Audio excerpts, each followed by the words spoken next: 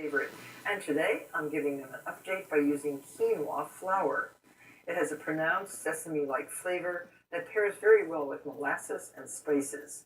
In the bowl of your electric mixer, cream 1 stick of butter. This is unsalted butter at room temperature, so cream that. When you're making cookies, it's all kind of room temperature ingredients. And so this recipe calls for 1 cup of light brown sugar. Brown sugar has to be packed in tight. Just put that in the butter. And we're also using 1/2 cup of white sugar. It's funny that they call for 2 types of sugar, but it really does make a chewy and crunchy cookie. As a rule of thumb, when recipes call for brown and white sugar, it's to get the best of both worlds in terms of flavor and texture. And this recipe does just that. We're also going to add, for additional deep flavor, 1/2 cup of dark molasses. After adding your molasses, add 2 large eggs, 1 at a time. And 2 tablespoons of safflower oil.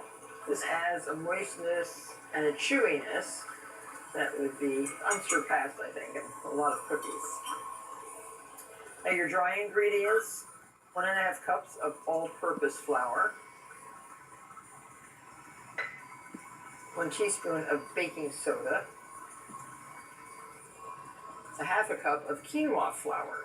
Quinoa flour is best in baked goods such as pastry and pie dough that can benefit from its pronounced flavor.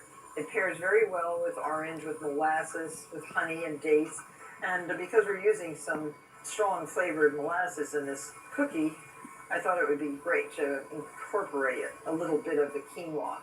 It's a pseudo grain, it's not a grain, and it was once sacred to the ancient Incas. It is a very good source of protein and fiber. 1 teaspoon of cinnamon goes into our dry ingredients, 1 teaspoon of allspice, very strong allspice, and 1 teaspoon of ginger, ground ginger.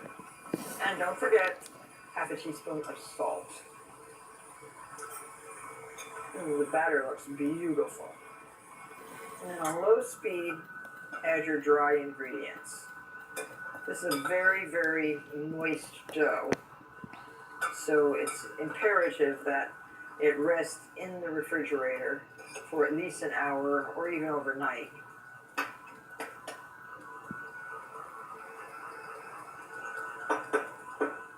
So this looks wonderful.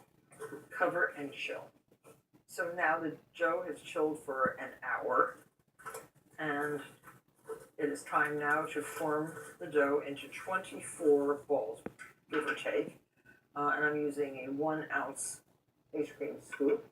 So just like that. Just scoop it out like you're making ice cream cones. So much fun. So we need 24. So 4 by 6 will fit.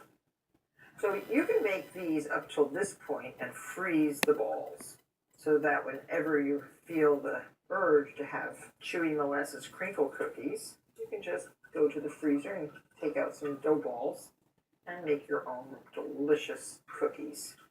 And then cover this again with plastic wrap and chill for at least another hour, preferably overnight.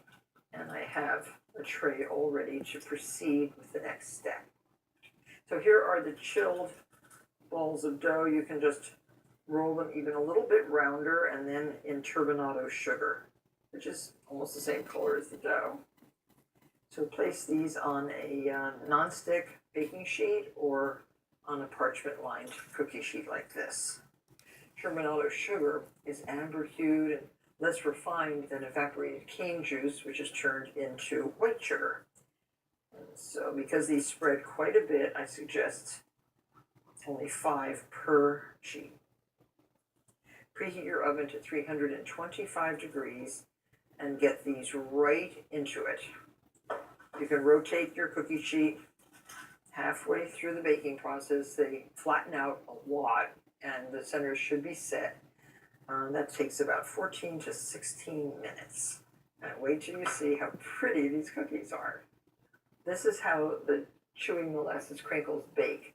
Thin, crispy, and yet very chewy. These can be stored between layers of parchment in an airtight container at room temperature for up to 5 days, believe it or not. But they can also be put in a decorative cookie jar, and you can put this out on your counter. They won't stay in here very long. And I think you'll agree that the combination of quinoa, molasses, and spices is a heavenly combination.